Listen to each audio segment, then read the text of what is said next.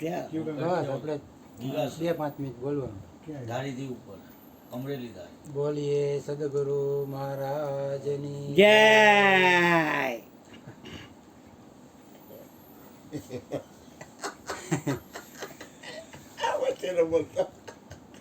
ના બોલ, ન બોલે.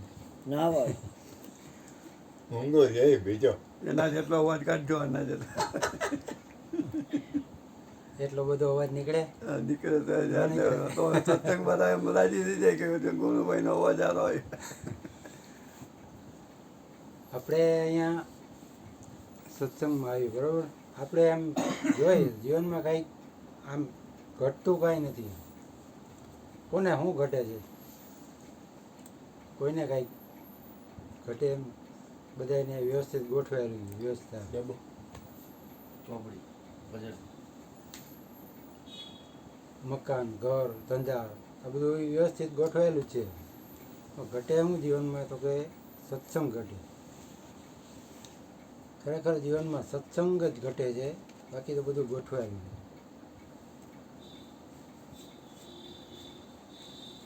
એ આપણે આજે કૃષ્ણએ વાત કરી કે ખરેખર તુલસીદાસની વાત કરી તો એના જીવન ચરિત્રમાં એને કેટલી મુશ્કેલી પડી.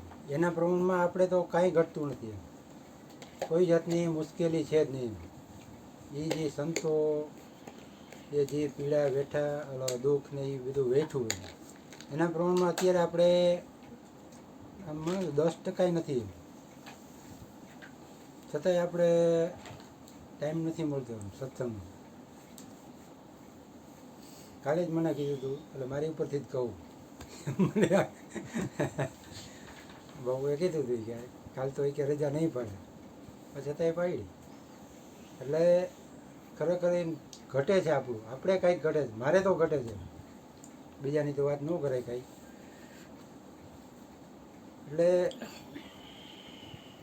આ સંતોના જીવન ચરિત્રોને બધું જોઈએ તો એને જે વેઠવું છે એમ કે અર્જુન બાપાએ આપણે અહીંયા સત્સંગમાં સાંભળી કેટલી મુશ્કેલી હોય, પારાવાર મુશ્કેલી વચ્ચે એણે પોતાનું જીવન ઉઠાવી દીધું. પોતાની નિજ ભક્તિથી ઉપર ઉઠી ગયા. ખરેખર એને દીપાયું હોય.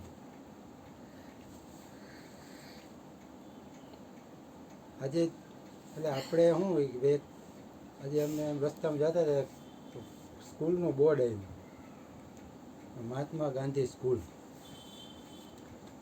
બોર્ડ આખું બોર્ડ આમ જોયું નજર માની તેમાં મહાત્મા ગાંધીનો ફોટો જ નથી. એટલે મેં કીધું આ સ્કૂલનું નામ છે મહાત્મા ગાંધી, બોર્ડમાં આખું ચિત્રેલું પણ એમાં મહાત્મા ગાંધીનો જ ફોટો નહીં. બધાના ખીચામાં છે ને, હે બધાના ખીચામાં મહાત્મા ભાઈ ખીચામાં તો રાખીને ફરે બરાબર ને, એ તો ફરવું જ પડે, એના વગર હલાય નહીં. તો મારી ભેગા એક ભાઈ હતા ને એ કે મહાત્મા ગાંધીએ તો કે પહાડ પીટી નાખી એમ.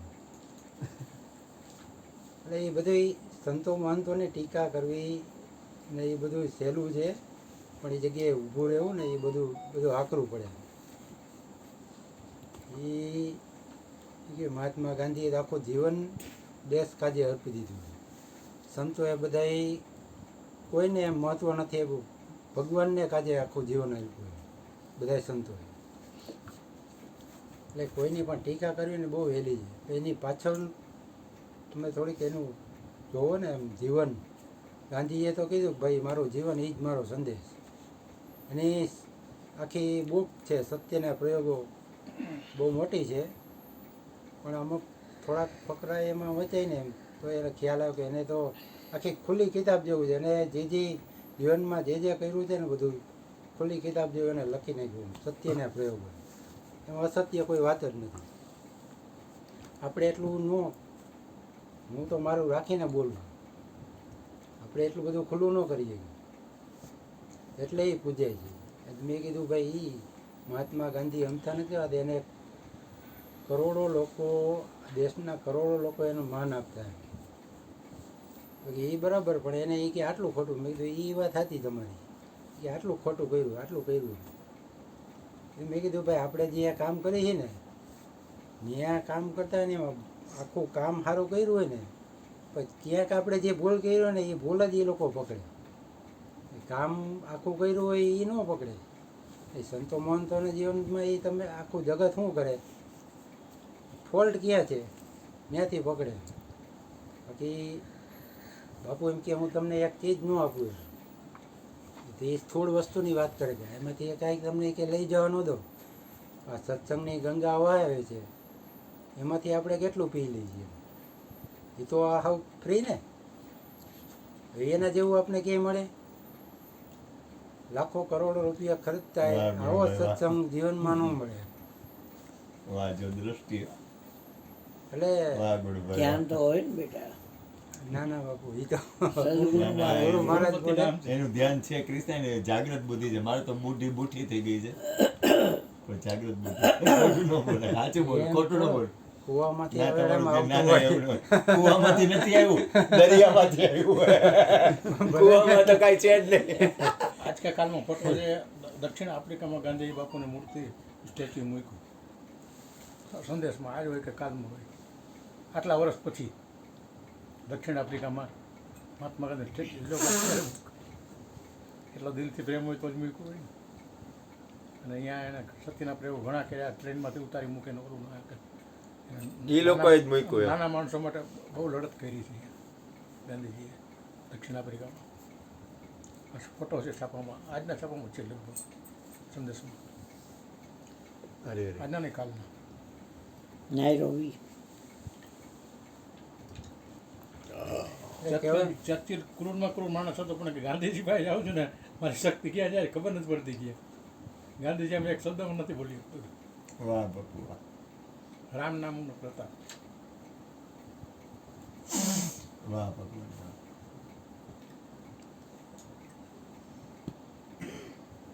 હવે વાત કરી તુલસીદાસની, બરાબર. તુલસીદાસજી થઈ ગયા એને લગભગ કેટલા વર્ષો એ જીવ હોય. જે હોય ગયું, પણ તોય આજે આપણે એને યાદ કરીએ ચેતનતા છે. તો એની કંઈક જીવન તો હોય છે ને. આપણી મને કે તમને કોણ યાદ કરે, 2-5 વરો પછી કોઈ યાદ ન, નામે ખબર ન હોય કે કોણ હતું ગુણુભાઈ. ગાંધીજીને તો યાદ લગભગ 70 વર્ષ થયા છે. 48માં એનું નિર્માણ થયું, 75 વર્ષ લગભગ થયા અંદાજે. તો આજે એને આપણો દેશ તો ઠીક છે, એમ આખા વિદેશમાં વર્લ્ડમાં એ પૂજાય. તો એનું જીવન છે ને એવું, એટલે જીવન બનાવવું ખરેખર. આચરણ આપણું કંઈક એવું હોવું જોઈએ કે કંઈક ઉપર ઉઠો એમ. ગુરુજી કહે તમે કંઈક જે હાલતું હાલવા દો, પણ તમે તો ઉઠી જાવ એમ, એ ઉપર ઉઠો એમ. ઉપર ઉઠવાની જરૂર છે, અને એના માટે સત્સંગ ખાસ જરૂરી છે. બાબુ એ આપણે 2-4 દિવસ પહેલાં જ વાત થઈ ગઈ કે આપણું મન ક્યાં નથી. આપણું મન વાત થઈ હતી, બાપુએ મેં જવાબ દીધો તો એ કે બરાબર કે બોલનહારમાં આપણું મન નથી. બોલવામાં આવે ત્યાં આપણે ગોઠવાઈ જઈએ છીએ. અહીંથી ગયા એટલે એ વાત થઈ ગઈ પૂરી. એટલે એટલી એ પ્રબળ છે એમ, એ માયા એટલી પ્રબળ છે આપણું. છતાંય અરુણ બાપુ, મયુર બાપુ, હરજીવન બાપા એ લોકોએ સાબિત કરી દીધું ભાઈ ભલે તમે પ્રયત્ન કરો તો એ એમાં રહી શકે એવું છે. બાપુ ગમે ત્યાં કહો ભાઈ એ નામ છે, કાંઈ નહીં, નામ સિવાય કાંઈ ન હોય. એમાં એ એમ પોતાપણું નહીં, એ તો ગુરુ મહારાજની દ્રષ્ટિએ. એટલે આપણે જીવનમાં એ સત્સંગથી ને ભજનથી આ બધું કાંઈક ફેરફાર આવશે. બોલીએ સદગુરુ મહારાજની જય. કાકા બોલવું છે?